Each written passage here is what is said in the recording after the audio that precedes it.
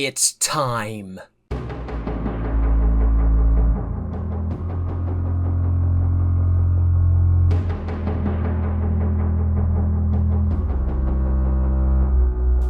In 2023, I released a retrospective on the Five Nights at Freddy's series, covering the first 8 games and the original trilogy of novels in a video just shy of 9 hours long.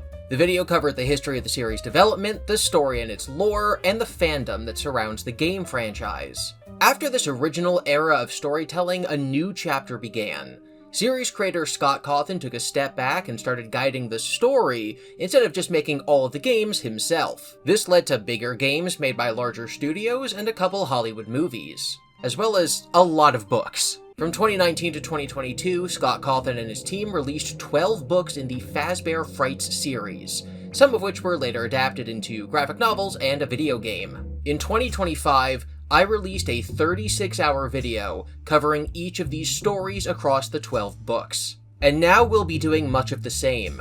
Back in 2022, mere months after the conclusion of Frights, Scott and Scholastic began to release a new series of novels called Tales from the Pizzaplex, which consists of 8 books. There are 3 stories and a connective epilogue in each physical book. This is my coverage of those 8 books. I recommend if you're new to the series that you begin with my 9-hour coverage of the first era of Fnaf, move on to my 36-hour video about Frights, and then come back here. But if you love Fnaf and haven't read the books, I still suggest that you start with my coverage of Frights. And if you have already seen my other videos, I recommend going to the merch store in the description and buying this sticker. But more than that, I'm just glad that you're back. My name is GiBi, this is Toto, and welcome to Tales from the Pizzaplex. Frailty, which is not the story on the cover of this book, but is the first story in this book, is written by Kelly Para, who had also written Step Closer, which was a good story, Hide and Seek, which was one of the worst Fright stories, and The Scoop, which was one of the best Fright stories. Some secrets are better left hidden. Jessica leads a double life from her friends and co-workers in the children's wing of the hospital. But in the world of Five Nights at Freddy's, everything comes with a price to pay. Let's take a look at the world in which Jessica lives. Frailty opens on a cold, rainy night at the scene of a car crash. A teenager lies dead on the ground, with 2 EMTs trying to resuscitate him. Jack, the character we're following right now, keeps trying, pumping his chest and trying to shock him back to life. But Dave tells him to give up. The kid is dead. Dang it. That's Jack's reaction to this kid dying. They cover up the kid with a tarp and report back to the police officer that they're on the scene with. They discuss how dangerous this road is, how creepy it is that it's near a graveyard, and how bad the rainstorm is. I love stuff like this because it prompts you into thinking something spooky is gonna happen. Then they see a movement in the dark. They see something that looks like a person standing over the corpse. Okay, so graveyard, shadowy figure over a corpse. We're supposed to go, oh, it's like the Grim Reaper or the Angel of Death. It is spooky. The figure is described as short, frail, slim, kind of like a skeleton, like the Grim Reaper. The figure pulls out a knife and another mystery object. The EMTs and the cop react with fear at the appearance of the knife. The figure then flees. They think the figure was a child, a little girl, but maybe they've just been awake for too long. Jack is 24 hours into his shift after all. Then the tarp moves. They run over and the boy underneath it is alive, sputtering in pain. Next chapter. Jessica is mopping up the floor in the children's wing of the hospital. She works there after school and tries to avoid everyone, hiding her face and her hair as the hospital staff walk by. She mutters, to and fro, to herself as she mops. And then she wonders, where did she learn that from? She remembered that saying from somewhere before. She just didn't remember from where. Something from the past. A shudder ran through her as her hands trembled on the stick of the mop. She tightened her grip so it would stop. So there's something traumatic in her past. We should keep that in mind. Jessica overhears a conversation in one of the patient's rooms. This section is written without much prose, it's mostly dialogue, which I think is really cool, because in a sense, we're just overhearing the same thing that Jessica is overhearing, so there isn't actually much to see. Hang in there, sport. You'll be better before you know it, a man said. And then you'll come home and rest in your own bed. I have been feeling a little bit hungrier. That's so good to hear, the woman said. When will I get to go home? I hope soon, son, the man said. When you do, we'll get your favorite pizza from Freddy's Mega Pizzaplex. We'll make it a celebration. How does that sound?" "Pretty good, actually," the boy said. The man laughed. "That's my boy." "Bri," spoke the woman, "what are these strange flakes on your chest?" "Huh? Look, Harry, what are these? My gosh, what kind of hospital did we bring him to?" "I don't know. They look like little bits of silver," the man said. "Relax, Jane. I'm sure there's a reasonable explanation. They've been taking good care of him here. You even said so yourself. He even looks better today." If I saw this description-less dialogue in just the middle of a student's body of work, I would say, maybe you should describe the room more. Maybe we should learn more about what these people look like so we could actually put ourselves in the scene. But this, in this story, is doing this for an effect. It's because Jessica can't actually see into the room, so I do like this. Harry and Jane call a nurse in to brush the silver flakes off of Brian, and Jessica keeps mopping outside, muttering to and fro to herself, and then we cut to the next chapter. Two nurses are discussing Jessica. One says that she's so frail that while she's obviously alive, it's like she's not really living. This is Tails, so it's time for our sirens to go off. She is probably a robot. That would be my guess, is that if she's like alive but not living, that she would be a robot from Freddy's. This media analysis stuff is real easy. Nurse Macy looks at Jessica, and then we get a physical description of her. One small beauty mark was dotted high on her left lovely cheek, but her skin seemed to have lost some of the rosy flush it once had. Her lips were delicate and full. Her face was slim and so pretty. She really could be featured in magazines. So despite seeming frail and like her features are fading, almost like a ghost, she is still pretty. We also learn that she's 14. Cut to Jessica's perspective. She goes to the hospital chapel and kneels down to pray. She pulls a pendant from around her neck, and she looks at it. She pulled the thick silver chain that hung around her neck from beneath her shirt and lifted it over her head, placing the pendant in her palm. The pendant had once been a whole heart, much larger and thicker. Now it was slightly bigger than a crescent moon, about the width of her thumb, with rough scratches embedded on one side. Nearly finished. She clasped her hands around the pendant and closed her eyes. "Please help me do good and continue with my purpose. Please help me make a difference. Please help me help others who are sick. Give me the strength to right my wrongdoings. Give me the courage to do what's right. Thank you."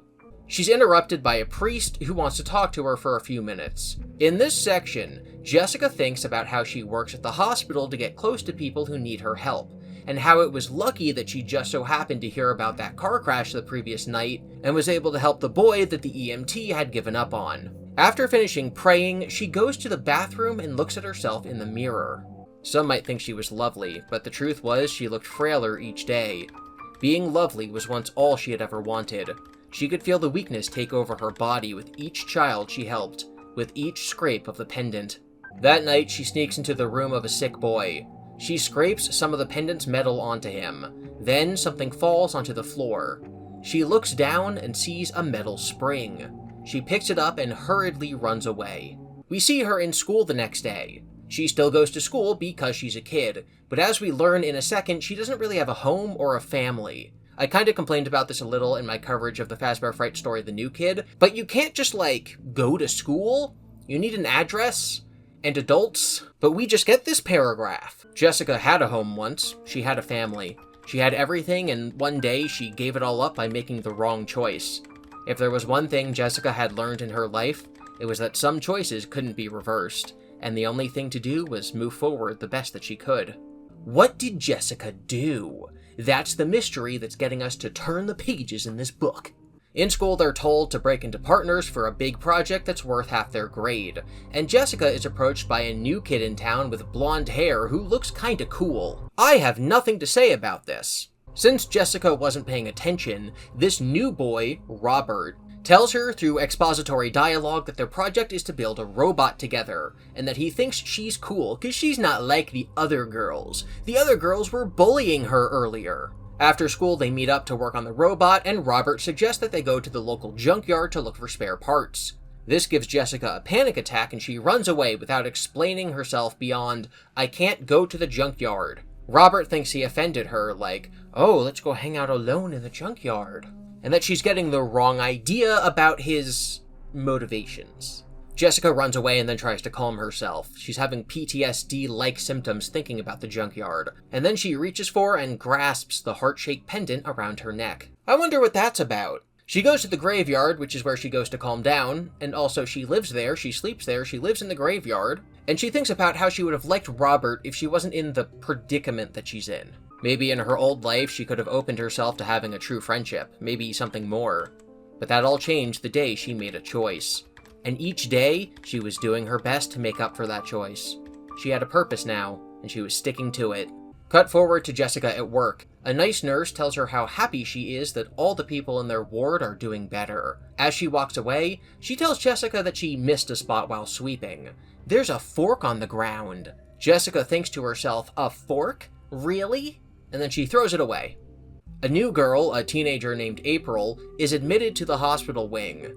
The narrator calls her a teenager, but when April speaks to Jessica, she says, "You probably see a lot of kids like me around here." Keep in mind, Jessica is 14, which is like, what the second lowest age you can be to be a teenager and not a kid. So if this girl's also a teenager, she's at least 13. So to call herself a kid when she's talking to someone who's basically her own age, weird. She also could be older than Jessica, so I don't know, it's kind of weird. Cut to Jessica and Robert working on their robot. Robert found a bunch of junk from the junkyard, which makes Jessica uncomfortable. "Go on, pick one up," she told herself, but she couldn't bring herself to move past her hesitation. The used parts were dirty and old, and stunk of rust and grease. They reminded her of things she'd rather forget. But she knew that she couldn't avoid this forever. She couldn't just have Robert do all the work on the mini-bot. That wouldn't be fair. Detachment was her greatest defense. Cut to Jessica at work. A nurse finds some bolts, a rusty lock, and part of a car muffler on the ground, and gets mad and orders Jessica to clean it up. Cut to Jessica and Robert working on their robot. Jessica suggests naming it Minibot 5000.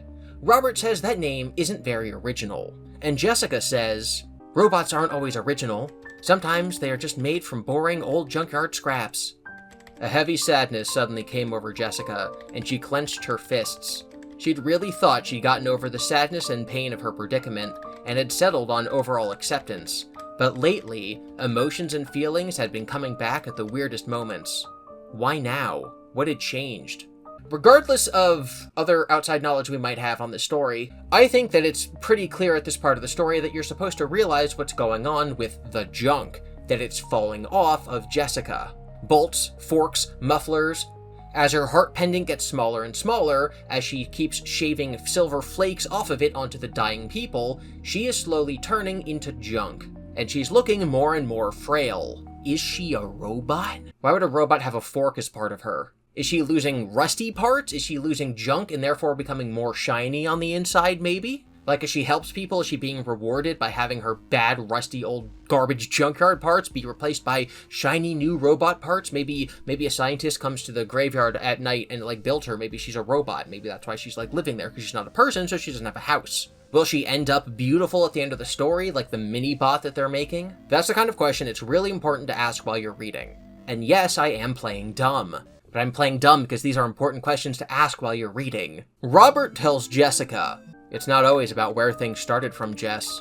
It's about what you make of all the pieces once you have them." Remember, Jessica keeps being worried about this decision that she made a long time ago, and how it led to her life now, where she has no family and lives in a graveyard. So this is very good, unintentional advice for her from Robert, like about her guilt. When Robert's mom brings them brownies, Jessica doesn't want to have one because she thinks that she doesn't deserve food that tastes good.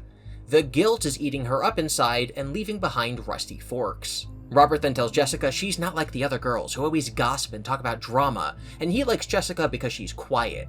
In the text, this is supposed to be sweet, but it kind of reads like Robert only wants an overly submissive woman, like a women should be seen and not heard type of girl. It's not what's intended by the text, but, like, it's there. Robert then asks Jessica to prom.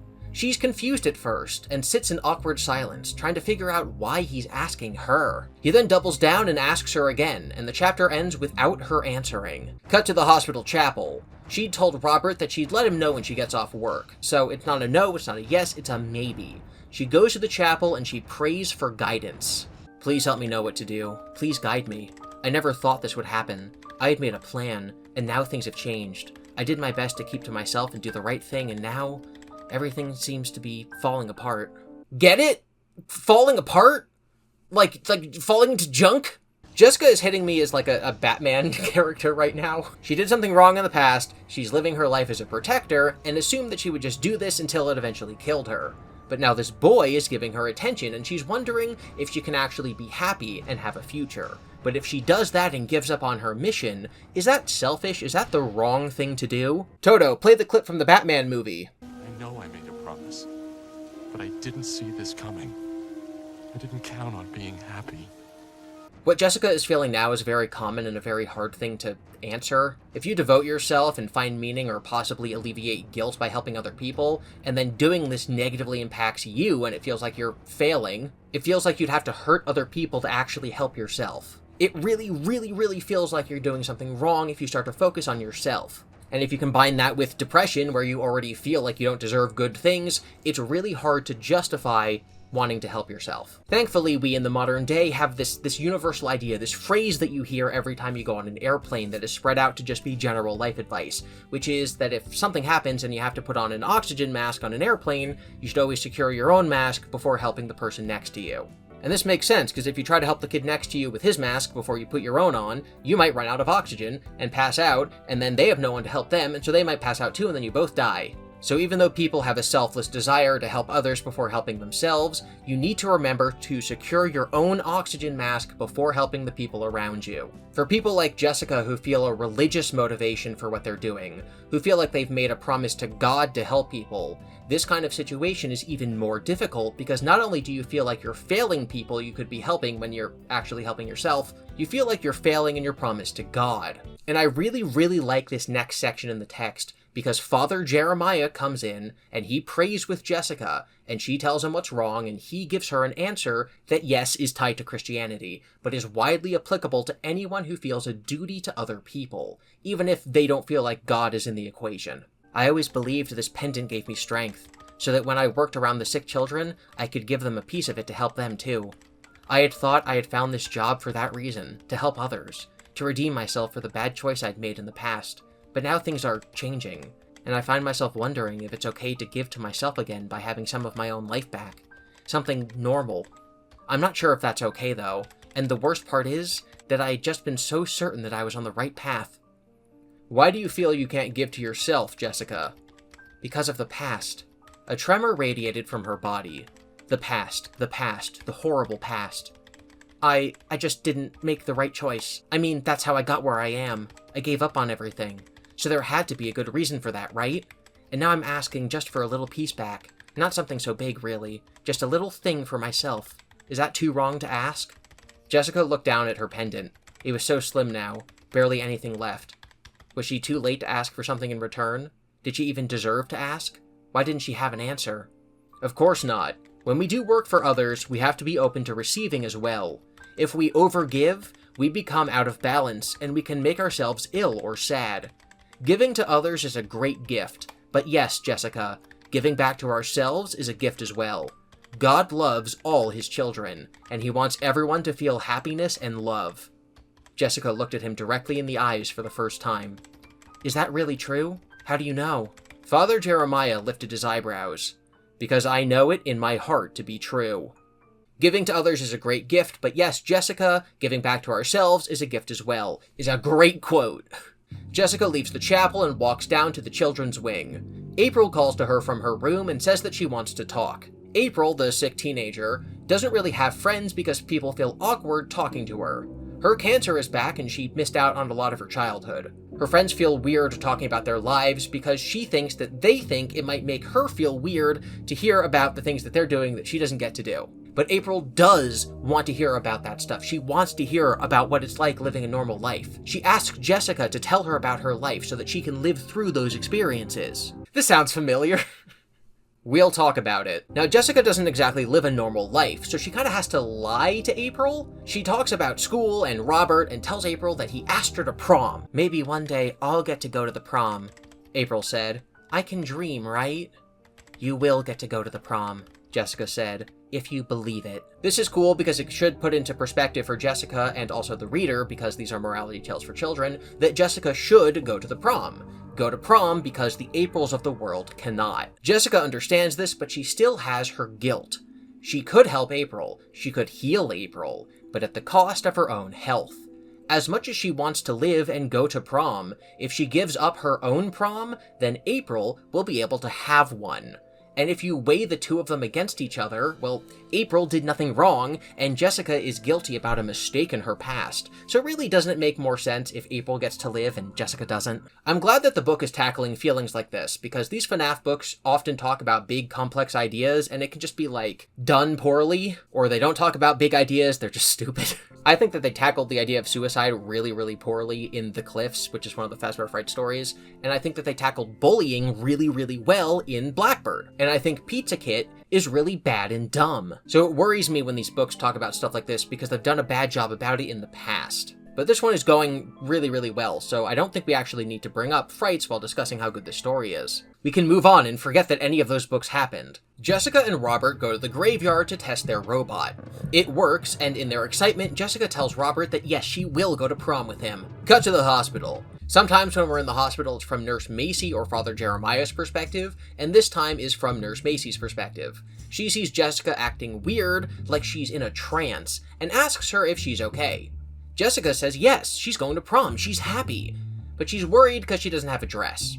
Nurse Macy says she'll drive her to the department store and help her get one. Nurse Macy is very kind to Jessica. She helps her pick a good dress and shoes, and this passage in this chapter is why I always recommend that you read these books yourself, even though I'm summarizing them, because me saying she was nice, she told Jessica that everyone has a hard time in heels in the beginning, doesn't get across how maternal Nurse Macy is, how it makes Jessica feel to actually hear these words when she doesn't have parents, how it's a moment of happiness in this otherwise painful story. It's a really nice part of the story, and it gives us hope that prom will be fun.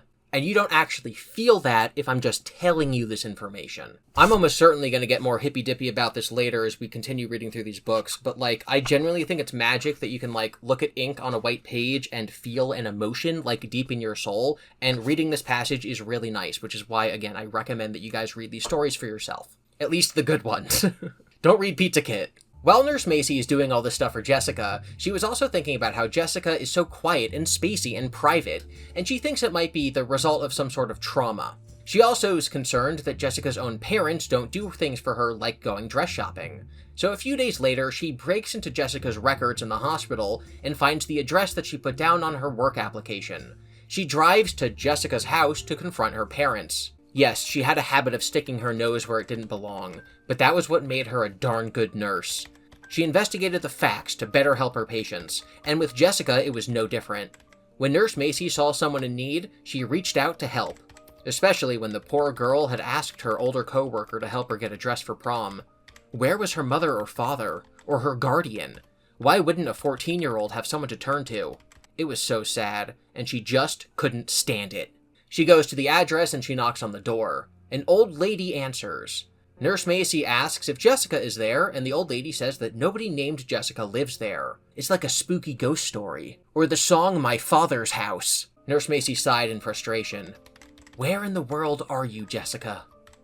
Jessica was in total darkness. I love chapter transitions like that, but what I don't love are dream sequences. Dream sequences are really hard to do correctly, and this one does not do it well. Jessica is standing in darkness and doesn't know where she is. She then hears metal footsteps and she runs for 2 pages until whatever's making the metal footsteps actually catches her. When you're describing a dream and the idea is that she's in total darkness, she's disoriented, she doesn't know where she is, it's hard for the reader to picture what's happening, to comprehend what's going on. This works in a movie, to have a character suddenly in a dark void or something, but it doesn't work in a book. We're not disoriented because we don't know what's happening. We're unable to immerse ourselves in the book because we don't know what's happening. We're brought out of the experience. Instead of being immersed in confusion, we are brought out of the book. Again, it works in movies, it does not work in novels. I'm going to say, for what is probably the first of many times in this video, but books should never be describing a movie scene. Give me the feeling of being in a dream using words. Don't just not describe the surroundings because it's disorienting when you're in a dream and your surroundings are weird and maybe they're changing or you don't know exactly where you are or you're in the darkness and Jessica is disoriented.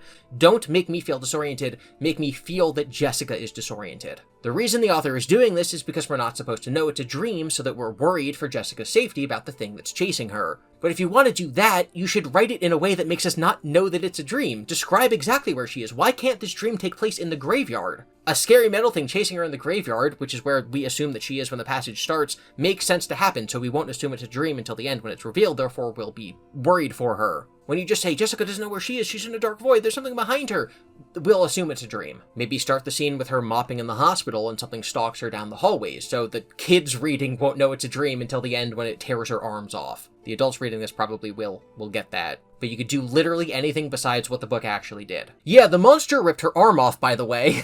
Both of her arms. That's so weird. In the cold, a sweat broke out on her body as she ran, trying to escape the terrifying thing that chased her. A tense grip curled around her arm. Jessica screamed, "No, please, get away from me! Someone help me!" Quickly, the grip tore off her arm from her shoulder. She felt the warm gush of blood rush down the side of her body. Her body vibrated in shock. Her mouth opened, gasping for air. Then she felt a grip on her other arm. Jessica tried to yank away when she felt her arm pulled from her bone. Jessica fell down in pain and agony, and it seemed like it took forever to collide with the hard, cold ground. She heard more creaks and movement of metal above her, and then she felt something cold grab the pendant on her neck before it was torn away from her. "No, don't take my pendant away!" Then she wakes up, so she presumably has trauma with a robot chasing her and doesn't want to lose her pendant. The next day in class, Jessica and Robert present their mini robot, and it works and they get a good grade, and then afterward, a girl named Tina comes up to Jessica and says, "I think your robot's really cool, we should be friends, we should work together on the next project." And Jessica is like, "Oh my god, I'm making friends and I have a boyfriend. This is really painful." She was used to kids avoiding her, and now another student wanted to be around her. She swallowed, trying to wrap her mind around how quickly things were changing, and she was afraid she was starting to like the changes. Jessica goes to the hospital after school but before prom. While she's there, April codes and almost dies. Jessica goes to the chapel to ask Father Jeremiah for help, but he's busy helping another man, so she sits and prays on her own. "Please help me understand if I'm doing the right thing. I've made the wrong choices before. Could you send me a sign, please, to show me what I need to do? I feel like I just can't do this anymore. Please, I need guidance." But no sign came for her. No answer popped into her head. Jessica felt so alone. It was the same feeling she had felt when she knew she had changed forever. She had vowed to herself she would never feel this way again. She wanted to know if there really was an afterlife. It didn't look like she would get her answer now. She left the chapel and hoped she was doing the right thing by giving herself some of her life back. Jessica asked God for help because she doesn't trust her own decision-making, because she made the wrong choice in the past. This wrong choice is very mysterious. We don't know what it is. Like, what did she do? Why is it manifesting as junk falling off of her body? Why is she having dreams about her limbs being torn off? We then get a really sweet and happy passage. I always talk about how there's like no rhyme or reason to these stories if a character gets a happy ending or not. Like sometimes they have a character trait issue and then they solve it and then the story rewards them with a happy ending. And sometimes they solve it and then they die brutally anyway. The story just goes, too late, you didn't fix your small character flaw, so you're gonna get hit by a van. It really keeps you on your toes when you're reading these books. Anyway, this is Jessica fixing her flawed character trait. She realized things changed for her the moment she met Robert. Over the last few weeks, he'd slowly gotten close to her and helped her open up to him, and even to some of the experiences she never thought she would have again. Such as making friends, being more present in her life, even something as simple as indulging in her favorite dessert. She'd thought the only way to fulfill her purpose was to keep her distance from others. She'd thought she deserved to be alone for her past mistakes. But no matter how she tried to stay away from others, it hadn't worked. She'd gotten to know Nurse Macy, Robert, and now she was even making new friends like Tina. And here she was, actually at prom. She couldn't believe this was happening. Something good, something special. For her. Maybe even though she had made mistakes in the past, she could be forgiven and be deserving of more in life. Maybe Father Jeremiah was right about being open to receiving happiness and even love. We then get the most heartbreaking scene that I've read in quite a while. And it's so good because it's so well written. I feel like I am there. I feel like I am feeling the emotions on the page. He leaned down to her ear to speak over the loud music. Jessica, I want you to know that I really like you. Getting to know you these past few weeks has been special. When I moved here, I thought it would be the same boring experience at my other school. But when I met you, you were different. You made me feel different. He leaned back and smiled at her. She leaned towards his ear. I like you too, Robert. You've helped me come out of my shell a little more. I was used to keeping to myself. I don't have a lot of friends, but you've been a good friend to me. He smiled as she leaned back. I'm glad I could help, and I'm happy you came to prom with me. Me too. A moment passed as they looked at each other. Then Robert leaned down toward her. He was going to kiss her. Oh my. She'd never kissed a boy before. Her stomach fluttered. She felt sweat drip down the side of her face. Robert's cheek glided against the dampness on her face. She felt his lips brush against hers. This is, like, really sweet. Like, oh my god, this girl deserves this happening to her. This could have been really corny, but you did a really good job, Kelly Para. Anyway, let's finish this paragraph. Robert's cheeks glided against the dampness on her face. She felt his lips brush against hers. Robert staggered back. What is that? He brushed his hand across his face, and Jessica froze. There was dark grease on Robert's face, on his lips. She stood frozen in horror. Grease that was old, slick, and dirty, and it was from her. Oh no, no, no! Something inside her cracked, as if she had been carrying within her this delicate cup of hope and dreams and happiness, and now the cup broke, spilling out all that she had ever wanted. I'm sorry, she gushed out, frantic. Let me help. She reached out to Robert, trying to help him. He jerked away. Ugh, filthy, he spat out. He swiped at his mouth, spit on the floor. Filthy. Jessica stepped back and knocked into someone. Watch it, a girl snapped, and then looked at her and her eyes widened. Oh my gosh! This was it, she thought. This was the sign she'd been waiting for. Kids stopped dancing to stare at her. Some pointed at her. Others made faces of disgust. The girls from science class were laughing at her. She'd made the wrong choice again. She shouldn't have come. A wave of heavy darkness engulfed her. Sounds faded in and out of her ears. Robert, the dance, the students, the decorations, everything drifted away as if it never existed. And that was how it was supposed to be. This world wasn't for her. It was for someone else who deserved it. She could feel herself turning, running, as tears streamed down her face. The blaring music disappeared. The cold night air surrounded her. And all she could do was run. Run far, far away. Why don't you just rip my heart out, Scott? Why don't you just throw it on the ground like a car muffler? We cut to Nurse Macy's perspective for the last 3 pages of the story. She's talking about how bad April is doing. They've run out of options. They're likely going to have Father Jeremiah come and pray over her because there's nothing else they can do. Then Jessica bursts in. She's still in her prom dress. I don't know if she ran all the way here in her heels. The book does not specify. Her nose and her eyes are bleeding motor oil and rust. She sprints into April's room, she takes off her pendant, she takes out a knife and starts shaving the pendant onto April. Nurse Macy pounds on the door from the outside, trying to get in, but it's blocked. They call for a security guard to force the door open. And this is how Frailty ends. There on the floor beside April's bed was a pile of metal pieces. Steel bars, gears, bolts, and junkyard garbage. Smelly grease dripped from the pile as if it were blood. What is going on in here? Nurse Macy whispered. Could she have gone out the window? Colin asked. He looked out the window but found it locked. The security guard checked the restroom. Nurse Macy shook her head, bewildered as she turned toward the door. Father Jeremiah, Jessica's gone. Just vanished. I don't understand. She was just here. Father Jeremiah stepped into the room. He looked down at the pile of metal with a quiet sadness as if he understood something no one else could. Then he made the sign of the cross and began to pray. In that moment, Nurse Macy heard April's heart monitor level out into a strong, healthy rhythm. Analysis. Great story, I really liked it. There's a lot for us to sink our teeth into for this one. I liked how Father Jeremiah pieced it together in the end, even though it's fantastical. Like, theoretically, he should not have been able to figure out what was happening, but, like, he did. That's cool. He is a lot better at this than Father Arthur was. We will talk about the French connections in a second, just give me a moment. So Jessica made a mistake in her past. Her body was transformed into physical metal junk. Her body on the inside is literally junk, but she's held together by wearing the heart-shaped pendant.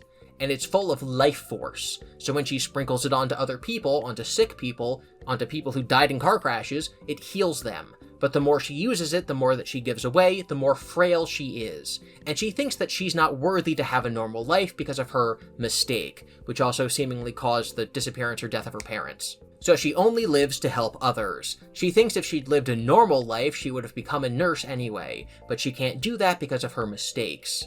Because she's a pile of junk on the inside. She's ugly on the inside. But she's not junk on the inside. She is a loving, caring person who literally gives her life to save others.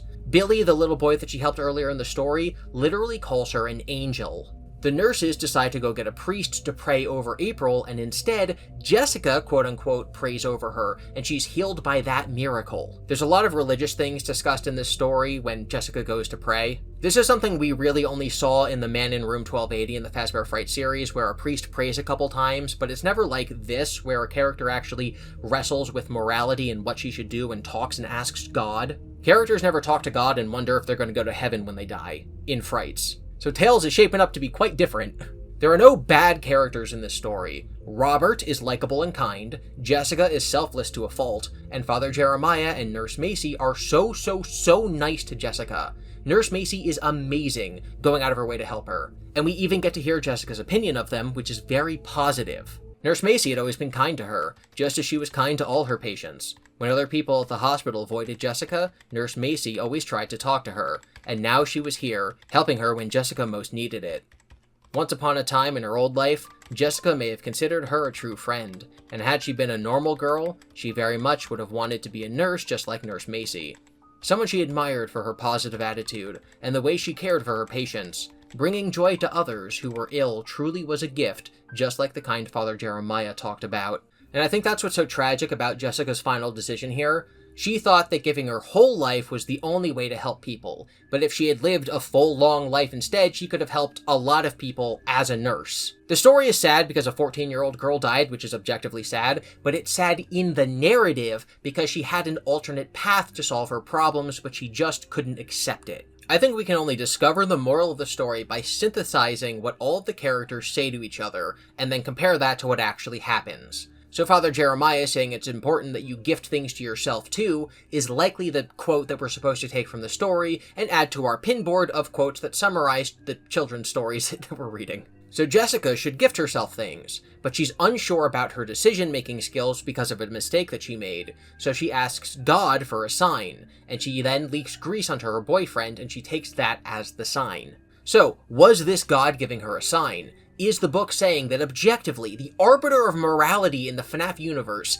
thinks that the correct thing for her to do is to give her life for April? After all, at the end of the story, a priest sees this happening and does the sign of the cross. She did what Jesus did. Is she an allegory for Jesus? Is she behaving the way that God would want, like Jesus? I don't think so. Jessica's character flaw is not believing in her own ability to make choices because she made the wrong one in the past. So it's letting herself be guided by what she thinks is a sign that is the wrong thing to do. Let's look at all the times she prays, which the story uses as an opportunity to have her literally state her desire, and see what the story might be saying about her internal thought process. We're going to do some literature tone analysis. We're going to take her prayers from throughout the story, we're going to isolate them, and then we're going to see what we can glean from reading them back to back to back. Please help me do good and continue with my purpose. Please help me make a difference. Please help me help others who are sick. Give me the strength to right my wrongs. Give me the courage to do what's right. Thank you. Please help me to know what to do. Please guide me. I never thought this would happen. I had made a plan, and now things have changed. I did my best to keep to myself and do the right thing, and now everything seems to be falling apart. Please help me understand if I am doing the right thing. I've made the wrong choices before. Could you send me a sign, please, to show me what I need to do? I feel like I just can't do this anymore. Please, I need guidance.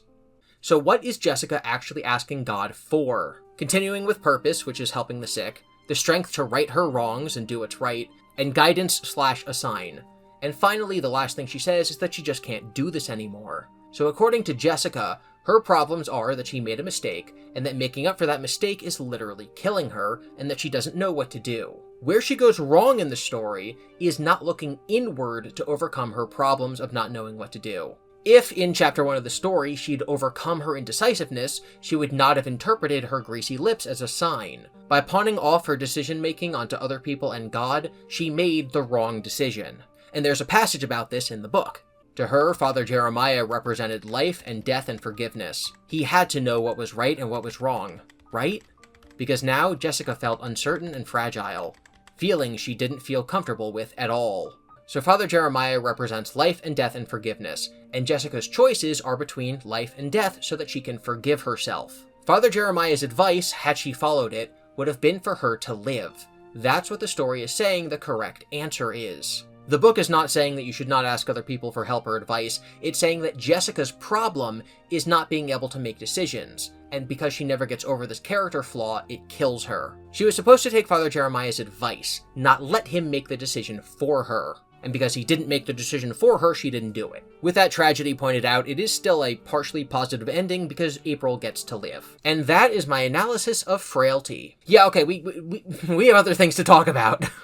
Before we continue, there's a lot of things I need to say about what this project is actually about. I chose to start this whole video with a look at Frailty to show everyone what kind of project this will be, how we're going to be looking at every story. But there's more that I want to discuss because our analysis is going to be colored by a couple things. What we just did was my analysis colored by nothing. What we're about to do is explain the colors I will be using in the future. For one, there is an extended Five Nights at Freddy's universe. These books exist in a series of books and games and movies, and so concepts from other books and games and movies might have their explanations or their backstories or their payoffs in other media. So we do have to talk about that. There's also different theories about what these books might mean, which have colored people's perceptions of them for years. So we'll often have to talk about those. For my coverage of Fazbear Frights, I began the project when we didn't know if the books were canon or not. In this case, the word canon means in continuity with the video game series. Some people thought they were canon, meaning that you could play a game and then a story would take place next, so you have to read the story and then the next game takes place. It would kind of be like watching the Avengers movies. You have to watch Iron Man 1, and then the Hulk, and then Iron Man 2, and then Captain America, and then Thor, and then the Avengers. Captain America and Thor and Hulk are canon to the Iron Man movies. You can't just go from Iron Man 1 to 2 to 3, you'd be missing a lot of context in the other movies. They all fit together in one timeline. They are in continuity with one another. Some people thought the books worked like that for the Fnaf games, but they don't. Some people thought they were telling a story in a different continuity, like the games are over here and the books are over here. They're in a different universe, they don't touch each other. It would be the way that the Batman comics and the Batman animated TV show and the Christopher Nolan Batman movies are all about Batman, all have similar characters, all tell similar stories, but they're not in continuity, they're not canon. And then there was me, and I was advocating for a third option, a stupid option. It was actually a really good option. I love this theory.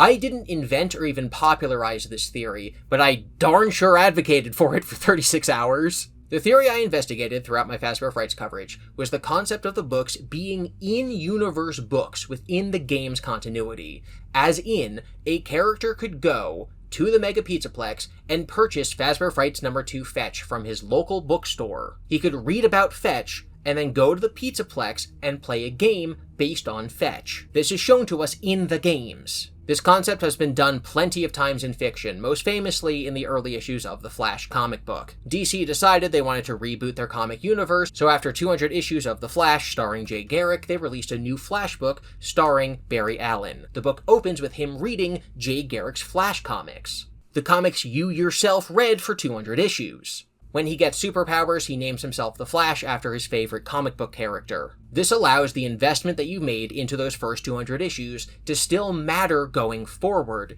even if the events that happened in those books aren't going to limit the kinds of stories that can be told in the future because they're not canon. It removes the bloat of continuity while still making the reader feel like reading those things mattered. But such a claim requires evidence, and I spent 36 hours going over the evidence, and I came to a conclusion that is slightly less than satisfying. See, in the game Five Nights at Freddy's Help Wanted, we learn that the first 3 or so Fnaf games are in-universe video games. This does not mean that they didn't happen, it just means that the games we played in the real world are also games in-universe. Also present in Security Breach are references to book characters like Fetch and Ella and the restaurant that Oz's dad works in Into the Pit. So it does make sense that the intention of the series creator, Scott Cawthon, was to get us to buy these books, and make our reading count by making them in-universe books without being held down by their bloated continuity. And while there's nothing that contradicts this theory, there's also no smoking gun that makes it obvious that this is what we were supposed to take from the books. So Fright's fiction has evidence for it, it doesn't have any evidence against it, but it's still in limbo. While doing that project, it was confirmed that the books were not canon. So either they aren't canon at all, or Fright's fiction is true, and I prefer to think that Fright's fiction is true until it's unconfirmed, deconfirmed, disproven. These books, Tales from the Pizzaplex, are also confirmed to be not canon. We know that these books do not take place in the continuity of the games. You cannot play a game, read a story, play the next game. The stories do not fit there in between the games. So, should we treat them as non-canon, like the Batman animated series compared to the Nolan movies? Or is there, once again, another option? While Tales fiction is not possible because these stories make the present-day Pizzaplex officials look bad, the Fright stories made old Freddy Fazbear's things look bad and dark and scary, which is something that in the game's continuity we know that they do. We know that they are making light of the old Fazbear myths and rumors and the actual deaths and like the terrible people who work there. We know that the modern company acknowledges that that happened, and they're sort of making games and stories based on it. So it does make sense for Frights to fit into the continuity of the games, but it does in as fictional books, but it doesn't make sense for Tales, because Tales is showing a lot of people dying in the Pizzaplex. It's showing the current people who are employed there as being dumb. So there is no way that the modern Pizzaplex would release books that make itself look bad. So, could these possibly be in-universe books the way that Frights are, but with some other explanation? I think there's two possibilities here. One is simple. They are in-universe books, but they're just not published by Fazbear. The title of the books is Tales from the Pizzaplex, which evokes Tales from the Crypt, a TV show based on a comic book. Think of like Twilight Zone or Goosebumps or Freddy's books.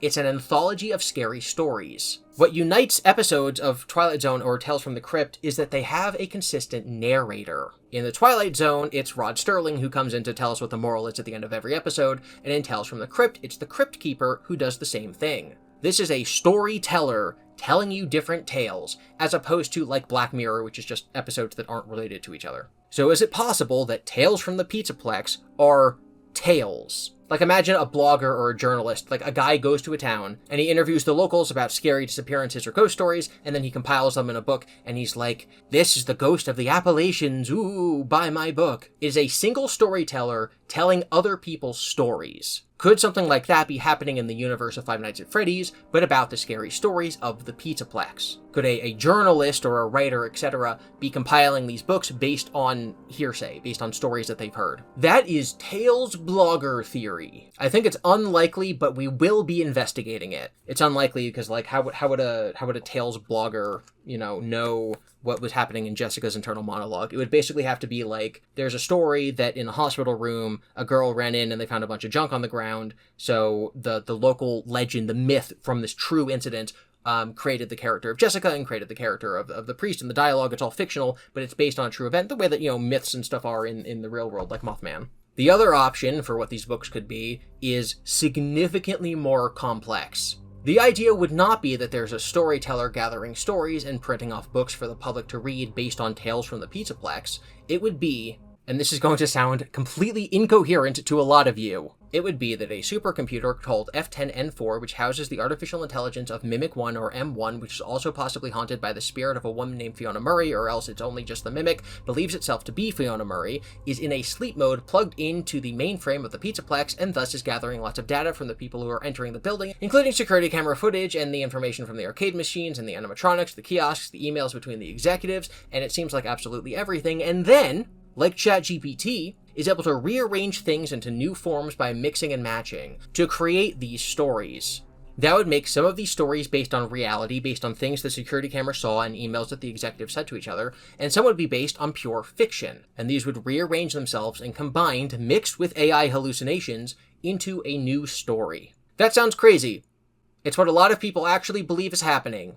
There's evidence for this in the games. There's a video game called Secret of the Mimic where we meet Fiona Murray and we meet the F10 supercomputer. In the game, there's a note about M1 Mimic 1 hallucinating a series of events that are just one of the stories from this book series. One of the stories from this book series is handwritten in the video game Secret of the Mimic as something that a supercomputer dreamed. It is canonical that one of these stories is a dream had by a robot in the game's continuity, so the question is, are all of these stories dreams had by a robot in the game's continuity? We're going to examine these books with all of these possibilities and keep an open mind.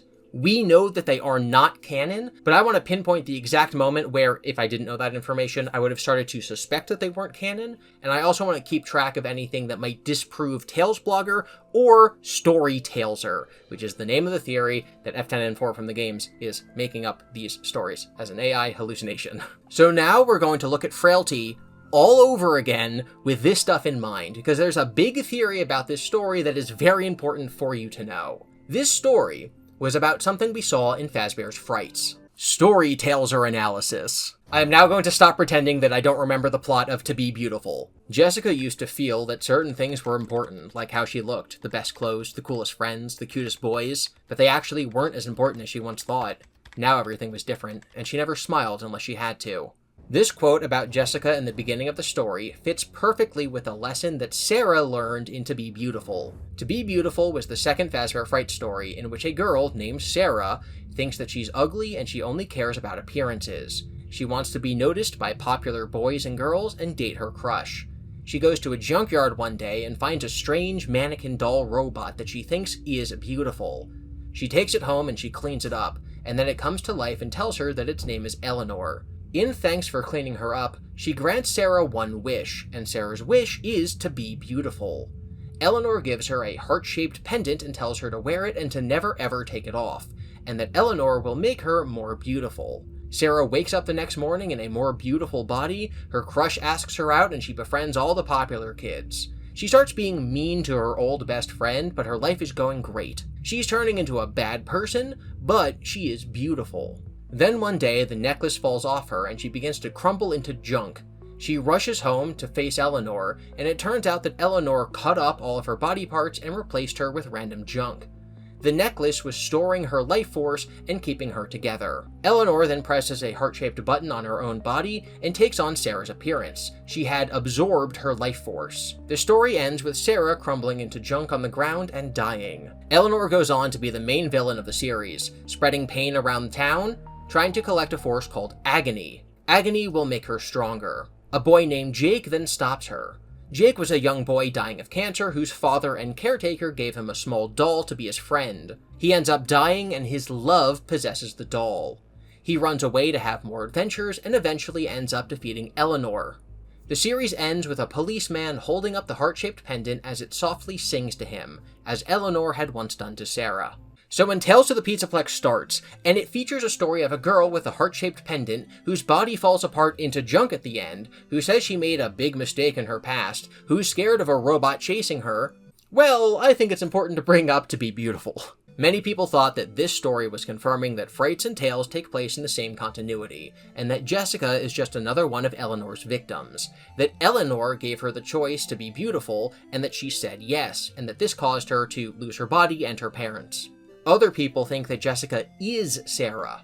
That is not the case.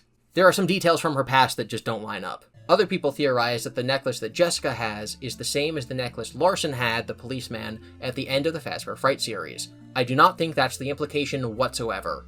Here is what I think is going on. This story is a mix-match of a bunch of different Frights tropes. I know this is going to sound a little silly at first because these are all tropes and cliches, but give me a minute. The main character in the story is like Sarah from To Be Beautiful in that she's turned into junk and kept alive by a pendant.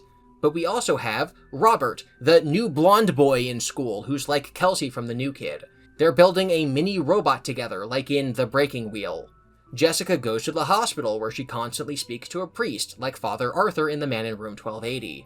She helps a kid who is dying of cancer who just wants to hear stories about living a normal life, which is literally the plot of The Real Jake. All of these characters are based on protagonists from Fazbear Frights. This story is a mixed match of Fright stories. Jessica has long curly black hair like Andrew, and although it won't make much sense to you yet, it is important that she was chased by a robot that tore her arms off, because that robot is not Eleanor. She was chased by a character called the Mimic. The theory that this project is examining, storytaleser, is that things like Fazbear Frights were fed into the storyteller computer to be regurgitated as new stories. The storyteller computer is M1 or Mimic 1 or F10N4 or Mexus or the Mimic. Those are all names for basically the same entity. Its dataset is corrupted because they scanned haunted chips, haunted circuit boards. This is canon in the game, by the way. Everything I just said, that part is canon in the games. And so the idea is that they fed into it all of the in-universe fright stories. And so because it has corrupted, haunted ghost data, because it's an AI that's sleeping and hallucinating, which again is canonical in the games, and because now it's been fed in this book data, it unites all of it and mix and matches it, like DALL-E or like ChatGPT, into these new stories. These are not books printed by Fazbear, these are AI hallucinations of the F10N4 computer. So we have this story, which is a remix, a retelling of To Be Beautiful, where a girl with a heart-shaped pendant that keeps her together because she made a deal with Eleanor, falls apart. But she didn't make a deal with Eleanor, she made a deal with the Mimic, probably. One of the things we will learn about the Mimic later is that it tears people's arms off. So Jessica, in this story, has her arms torn off. The part of the F10N4 storyteller computer that is the Mimic is inserting itself into this fictional story. What used to be Eleanor is now the Mimic. I know this is all out there, but I want to read to you a quote from a story later in the series about the storyteller. Most of the Fazbear Entertainment stories, the ones that are the most popular, share similar elements. I think it quite likely that these elements, and a series of pre-programmed options, could be used in concert to come up with new, randomly generated stories. Think of it like a smorgasbord. The average buffet probably has, 40 or 50 dishes, meats, casseroles, salads, and so on? And most of those are made from the same 10 to 15 or so foods. You could create a virtually endless variety of meals from those few ingredients.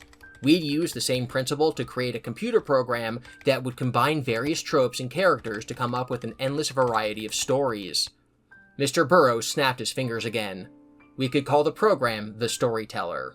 The story that we just read, Frailty, is literally that. It is the previous stories fed in, mixed around, and regurgitated as a new story by AI. I rest my case. I open my case back up, we actually still have more to talk about. In the story, the mean girls in class refer to Jessica and Robert by saying, "Look, it's Ken and Zombie Barbie." And in Frights, they didn't say the word Barbie because I don't think that they were allowed to, so they had an in-universe equivalent when they wanted to discuss the concept of a Barbie doll. We talked a lot in Frights about how sometimes they're allowed to say things like, "I love the movie Back to the Future and I love the movie E.T., but they're not allowed to say that they watched the never-ending story, they need to say that they watched the eternal song. When they want to say Godzilla, they have to say Zendrillix. I don't know why. So now they're allowed to say Barbie, apparently. And last but not least, Robert. Sounds like robot. Now I'm done. And that was Frailty. Before we move on, I want to state something important. Other people's opinions beyond my own about what these books mean and what they're saying are very important. I'm very proud that I made a 36-hour-long video about Frights, but I don't want it to be the only 36-hour-long video about Frights. Dawko made a lot of Frights videos, as did Impulse Evan, and if someone else made a 36-hour video about Frights, it would not be the same as mine. Just because I'm the first person to dig that deep and treat these stories like serious literature does not mean that I'm correct, and that my video should be cited as the truth about these books. I am biased. I'm biased by the way I read things, I'm biased by the way I come to conclusions about what I read, I'm biased by my opinions on Five Nights at Freddy's, I'm biased by my opinion on literature. And so I am going to miss things. I'm going to take things differently than other people. And so I want to make it clear as we begin this project about Tales, that I want you to read these stories and analyze them and post your analysis. Friend of the channel, She's Always Nervous, has already done some great videos covering some of these stories, and so I'll also be using her videos as resources, and probably playing clips from them at some point when she brings up something that I didn't notice. I also hope to have her on at some point in the future. This project is comprehensive, but it is not definitive. And that finally brings us to the end of our coverage of Frailty. Like I said earlier, the fact that this book is called Lally's Game and Lally's Game is on the cover, but the first story is called Frailty, is weird. The Frights books didn't typically do that.